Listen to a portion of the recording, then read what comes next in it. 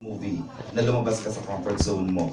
As in, wala talaga to out of my mind tong ano nangyayari dito. Lahat. Simulan natin sa co-stars ko. Siyempre sila, ang dami na nilang mature roles na ginagawa. Yung movie nila before, hindi naman sila nag-romantic comedy or something. Pero, it's something na hindi sila sanay na makita ako. Kasi, siyempre sa like kahit na anong bagay gusto natin may bago.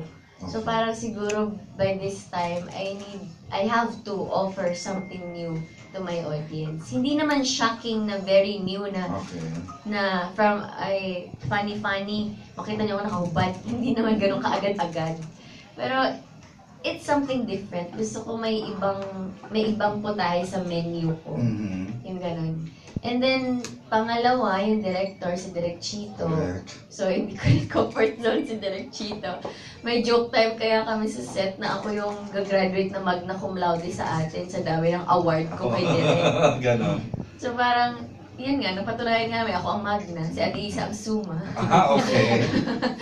So, parang okay lang kasi okay lang, maganda yung pinagsasabihan ako. I'm open naman sa mga tinutuwid yung mga mali kong gawain, iniiba. So parang masarap din sa pakiramdam na parang, ay, tapos na ang Chitoronyo movie. Yung parang ganun. Yung mga baku-baku na daan mo na hindi mo alam noon, ay, kaya ko din palang gawin to. Yung ganun. So the director and the co-stars ang reason. And the story. The story.